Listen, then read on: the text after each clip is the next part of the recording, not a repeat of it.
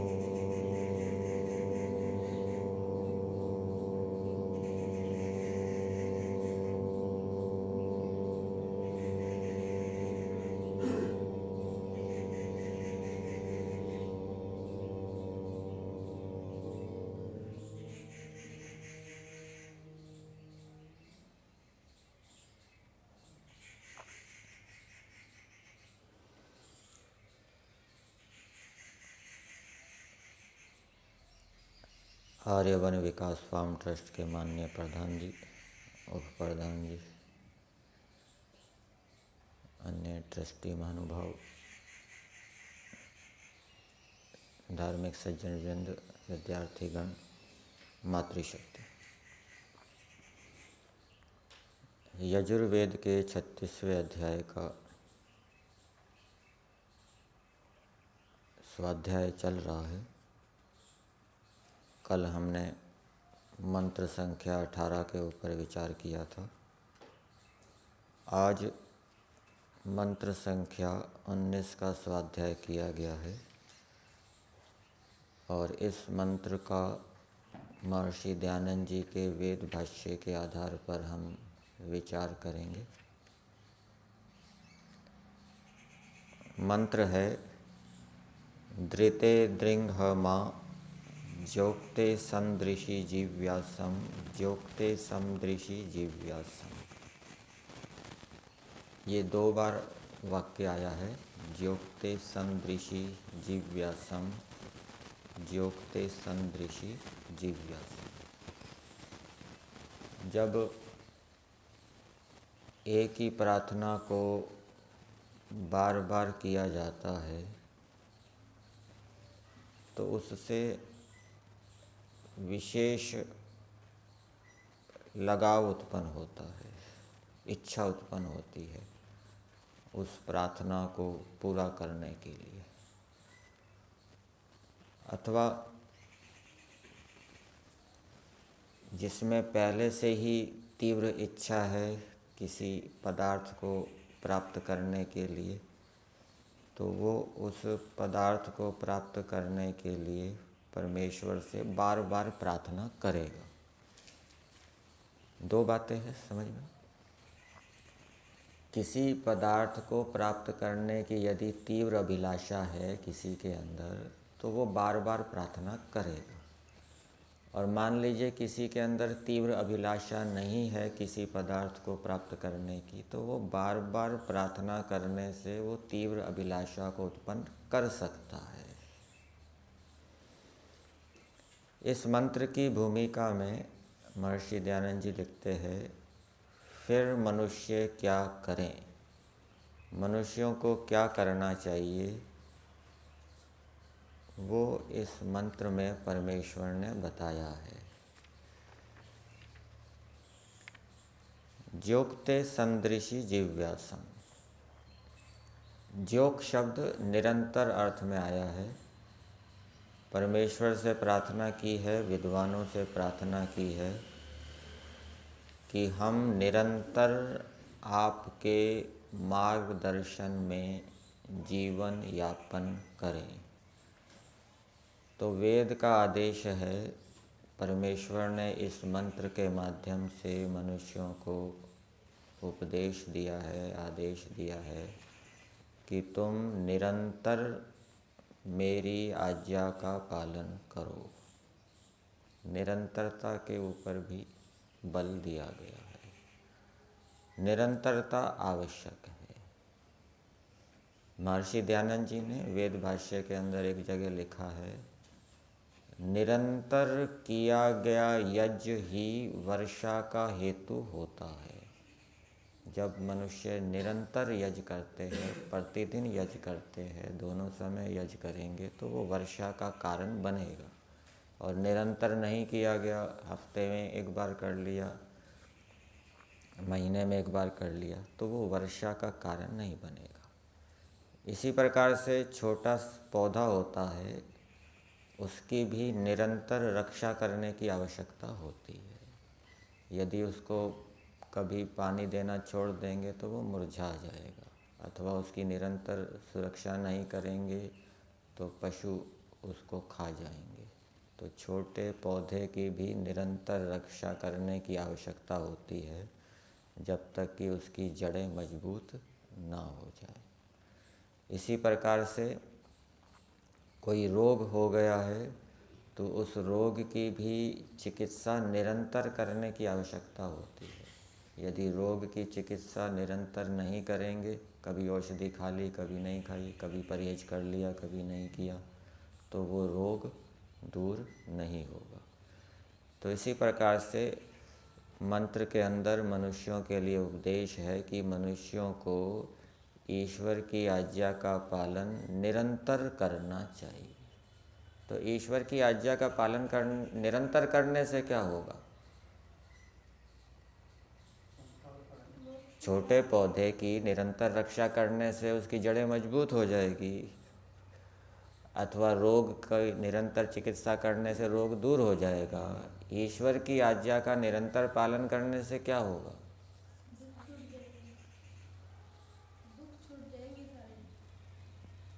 दुख छूट जाएंगे सर। योग दर्शन के अंदर एक सूत्र आता है, सातु दीर्घकाल नैरंतर्य सत्कारा सेवितो दृढ़ भूमि। जब हम निरंतर ईश्वर की आज्ञा का पालन करेंगे तो हम पक्के हो जाएंगे, ईश्वर की आज्ञा में दृढ़ हो जाएंगे, मजबूत हो जाएंगे। फिर संसार की प्रतिकूलताओं से, परिस्थितियों से हम प्रभावित नहीं होंगे, विचलित नहीं होंगे।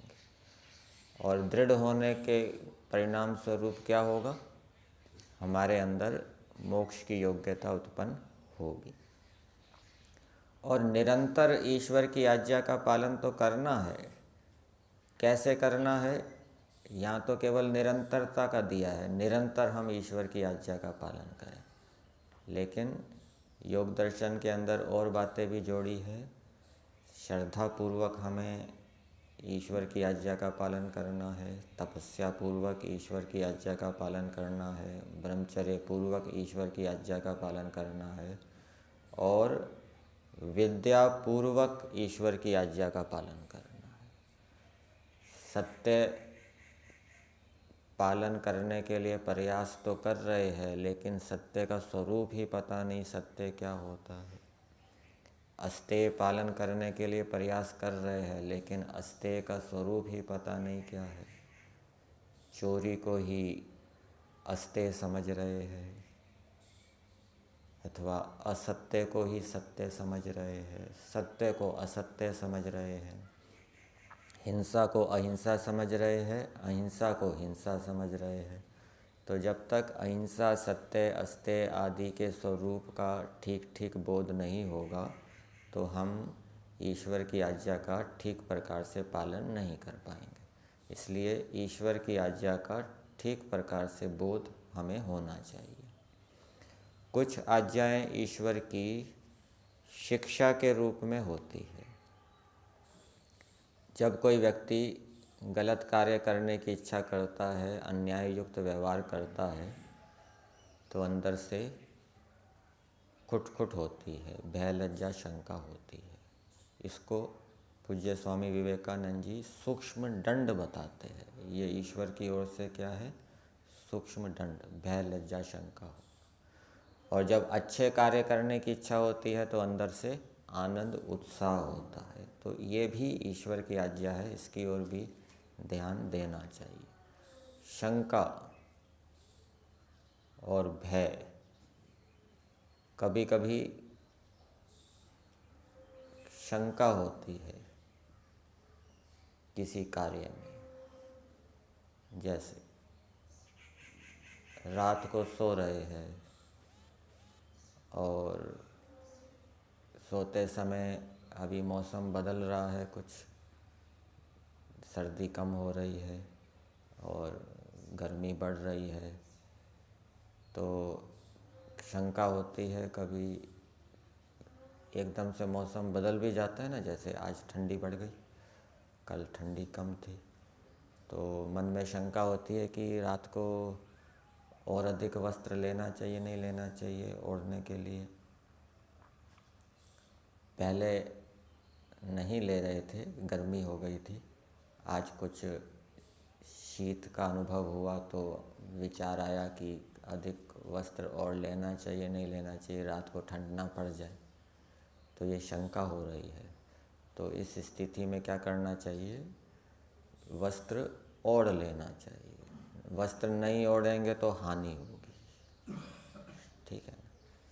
और भी शंका के कई कार्य होते हैं, जैसे किसी ने कहा कि आप हमारे यहाँ आइए इस कार्य को करने के लिए, लेकिन मन में शंका बनी हुई है, पता नहीं ये इसका प्रयोजन कैसा है, इसका प्रयोजन ठीक है या गलत है, निश्चय नहीं हो रहा।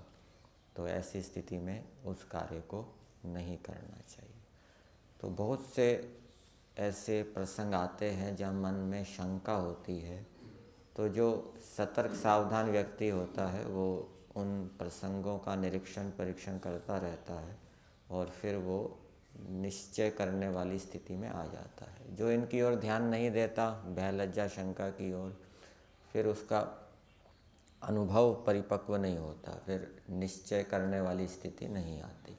इसलिए प्रतिदिन हमारा ये भी संकल्प होना चाहिए कि हम दिन भर ईश्वर के जो संकेत है भय लज्जा शंका आनंद उत्साह के रूप में, उनका हम अनुभव करते रहेंगे और ये भी जानने का प्रयास करते रहेंगे कि ये जो भय लज्जा शंका है ये ईश्वर की ओर से है या समाज की ओर से है। कभी कभी समाज की ओर से भी भय लज्जा शंका होती है, आनंद उत्साह होता है, ठीक है। तो वो भी हमें जानना चाहिए।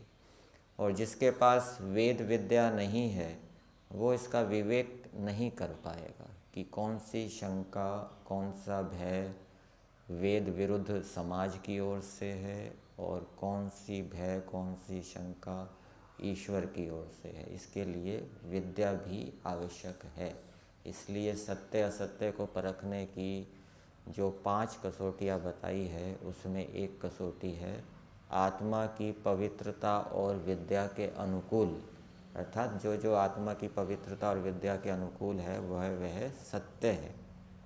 वहाँ पवित्रता भी दिया है और विद्या भी दिया है। मान लीजिए कि कोई आत्मा पवित्र है, वैसे आत्मा तो स्वभाव से पवित्र ही होता है, अंतःकरण की मलिनता पवित्रता के कारण उसको मलिन पवित्र कह दिया जाता है। तो कोई आत्मा पवित्र है मतलब उसका अंतःकरण पवित्र है, लेकिन यदि उसके पास विद्या नहीं है, वेद आदि शास्त्रों का ज्ञान नहीं है, तो वो भय लज्जा शंका का ठीक निर्णय नहीं कर पाएगा। पवित्र अंतःकरण वाले को भय लज्जा शंका का बोध तो हो जाएगा कि ये भय लज्जा शंका हो रही है, आनंद उत्साह हो रहा है, परंतु विद्या ना होने के कारण वो निश्चय नहीं कर पाएगा कि ये जो भय लज्जा शंका है या ईश्वर की ओर से हो रही है या वेद विरुद्ध समाज की ओर से हो रही है। और लेकिन जिसका अंतःकरण पवित्र ही नहीं है, मलिन है, उसको भय लज्जा शंका का पता ही नहीं लगेगा, आनंद उत्साह का पता ही नहीं लगेगा। तो ये भी ईश्वर की एक आज्ञा है, इसको हमें निरंतर पालन करने की आवश्यकता है। मंत्र के अंदर दिया है दृते दृंघमा। दृते शब्द संबोधन में है और दृते का अर्थ दिया है पदार्थ के अंदर समग्र मोहों के आवरण का नाश करने वाले। जितनी भी अविद्याएं हैं उन सभी अविद्याओं का नाश करने वाला परमेश्वर है। किस किस क्षेत्र में अविद्या होती है? अनेक विषयों में अविद्या होती है। भौतिक क्षेत्र में भी अविद्याएं होती है और आध्यात्मिक क्षेत्र में भी अविद्याएं होती है। ठीक है। हम जिन साधनों का उपयोग करते हैं उनके विषय में भी अविद्या होती है। यज्ञ कैसे करना है, किस प्रकार से यज्ञ करें कि सामग्री का, घी का कम से कम दुरुपयोग हो, वो पूरी अच्छी प्रकार से जल जाए, ये भी एक विद्या है। और इस क्षेत्र में भी अनेकों को अविद्या मिलेगी। वो इस प्रकार से यज्ञ करेंगे, वो घी इस प्रकार से डालेंगे, वो नीचे बैठ जाएगा, वो अच्छी प्रकार से जलेगा नहीं। अथवा सामग्री इस प्रकार से डालेंगे कि सामग्री अच्छी प्रकार से जलेगी नहीं। तो ये यज्ञ के क्षेत्र में भी अविद्या होती है। शरीर के विषय में भी अविद्या होती है कि मेरी शरीर की प्रकृति कैसी है, कौन सा पदार्थ मेरे अनुकूल है, कौन सा व्यायाम मेरे अनुकूल है, कितना सोना मेरे लिए अनुकूल है, कितना पढ़ना मेरे लिए अनुकूल है, कितना ध्यान करना मेरे अनुकूल है। ये शरीर के क्षेत्र में भी अविद्याएं होती है। इसी प्रकार से और हम साधनों का उपयोग करते हैं, मोबाइल आदि है, गाड़ी आदि है, इनके विषय में भी अविद्याएं होती है। गाड़ी ख़राब हो गई, पता ही नहीं करने लगा कैसे ठीक करनी है, फिर किसी मैकेनिक के पास जाते हैं। तो अनेक क्षेत्रों में अविद्याएं होती है। यदि हम उन क्षेत्रों में अविद्याओं को दूर करने का प्रयास करेंगे तो ईश्वर भी सहायता करता है और वो अविद्याएं दूर होती है। दूसरा आध्यात्मिक क्षेत्र है। ईश्वर के विषय में अविद्या होती है, आत्मा के विषय में अविद्या होती है। आत्मा के अनेक गुण कर्म हैं, उनके विषय में अविद्याएं होती है। एक एक गुण कर्म के विषय में अविद्या होती है। ईश्वर के भी अनेक गुण कर्म स्वभाव हैं, उनमें भी अनेक गुण कर्म स्वभावों के विषय में अविद्याएं होती है। तो परमेश्वर सभी अविद्याओं के जो आवरण हैं, मोह के जो आवरण हैं, उनका नाश करने वाला है। तो किन का नाश करता है? जो अविद्या को दूर करने के लिए विद्वानों के पास जाता है और साथ साथ में योगाभ्यास भी करता है, ईश्वर उसके अविद्या के आवरण को दूर करता है। तो ईश्वर से प्रार्थना की है और दूसरा विद्वान से भी प्रार्थना की है। विद्वानों के पास भी जाना चाहिए मनुष्यों को, और विद्वानों के पास जाकर मनुष्यों को ये प्रार्थना करनी चाहिए कि हे विद्वानों, हम आपके मार्गदर्शन में निरंतर चलें। अर्थात वेद का आदेश ये भी है कि मनुष्यों को विद्वानों के मार्गदर्शन में निरंतर चलना चाहिए और ईश्वर के मार्गदर्शन में भी निरंतर चलना चाहिए। जब किसी विद्वान के पास जाएंगे और विद्वान से प्रार्थना करेंगे कि हे विद्वान, हम आपके मार्गदर्शन में निरंतर चलें, ऐसा कोई उपाय बताएं, तो विद्वानों के मार्गदर्शन में निरंतर चलने का क्या उपाय है?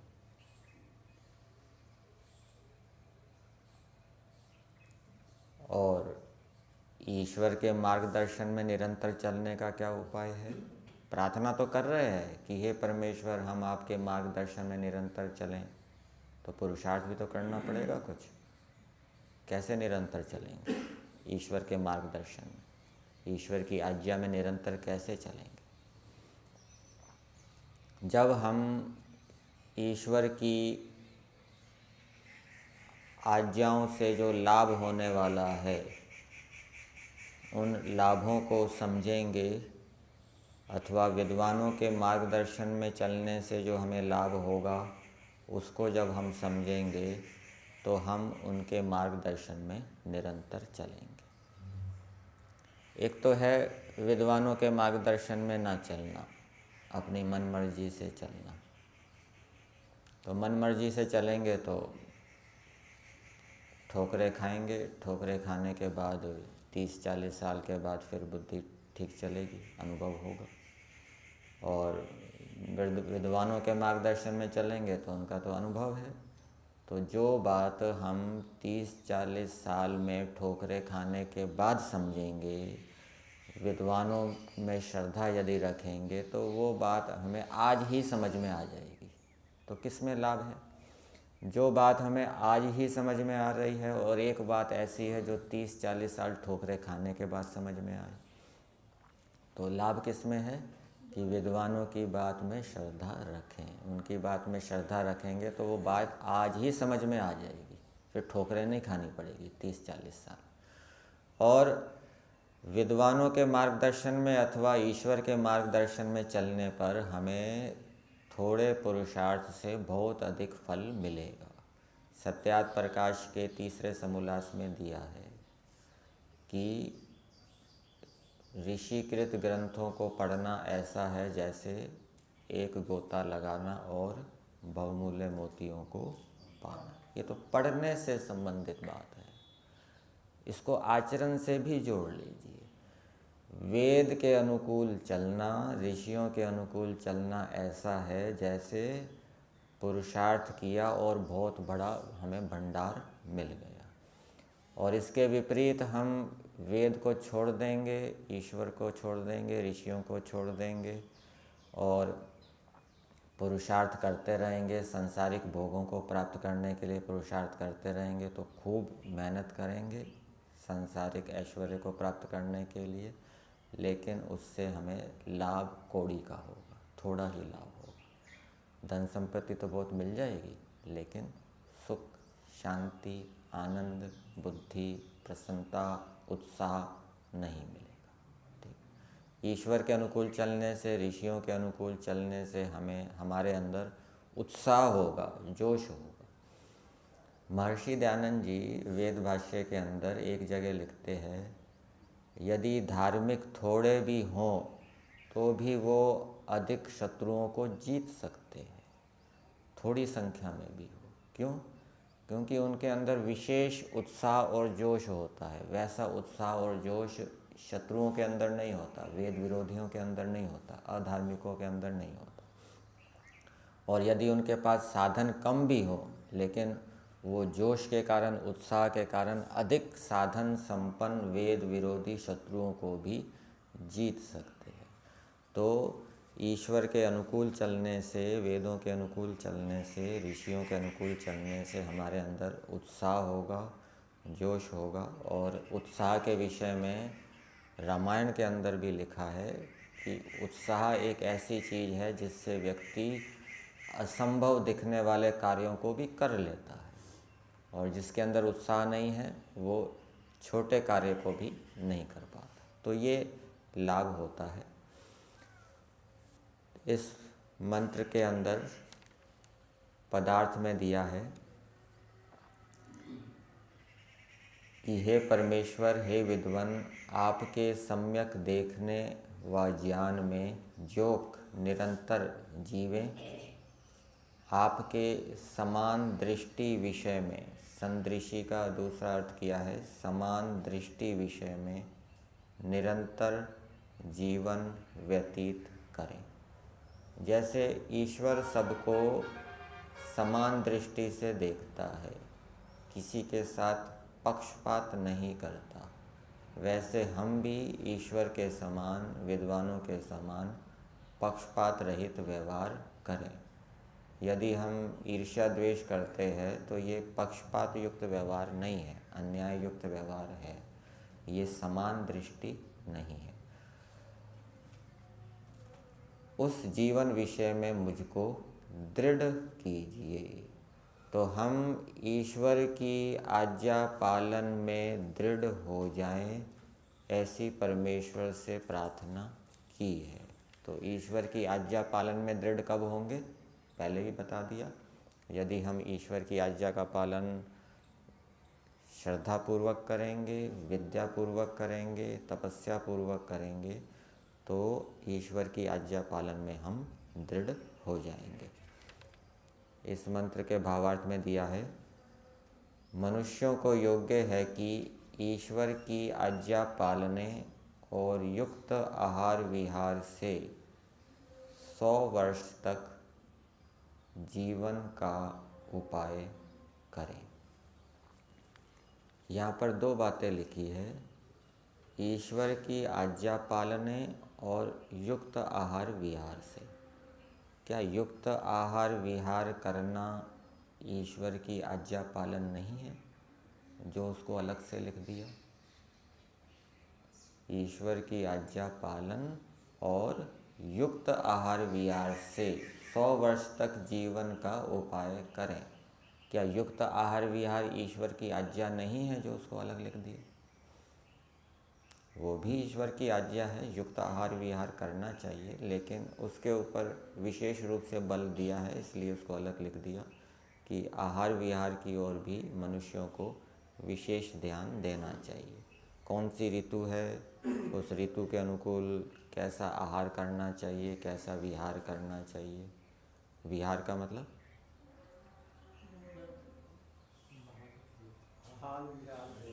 विहार का मतलब क्या? भ्रमण है, व्यायाम है, ठीक है ना। और भी जो क्रियाएं हम करते हैं, वस्त्र आदि का धारण करते हैं, ठीक है ना, ये सब विहार के अंतर आ जाएगा।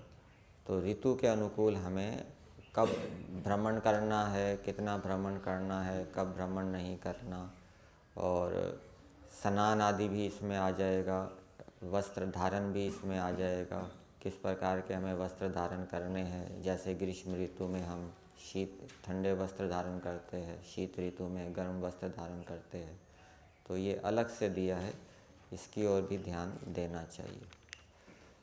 तो 100 वर्ष तक जीवन का उपाय करें। मंत्र के अंदर 100 वर्ष शब्द नहीं दिया, मंत्र के अंदर केवल इतना दिया है कि हे परमेश्वर, आपके मार्गदर्शन में हम जिए, बस इतना ही दिया है। लेकिन भावार्थ में क्या लिखा है, 100 वर्ष तक हम जीवन का जीने का उपाय करें। तो मंत्र का संदेश मनुष्यों के लिए यही है कि मनुष्य ईश्वर की आज्ञा पालन में दृढ़ होएं, कच्चे ना रहें, प्रतिकूलताएं आने पर वो ईश्वर की आज्ञाओं को छोड़ ना दें, अपने आप को मजबूत बनाएं ईश्वर की आज्ञा पालन में। चाहे कितनी भी प्रतिकूलताएं आ जाए, वो ईश्वर की आज्ञा को ना छोड़ें, और इस प्रकार से वो निरंतर ईश्वर के और विद्वानों के मार्गदर्शन में चलें।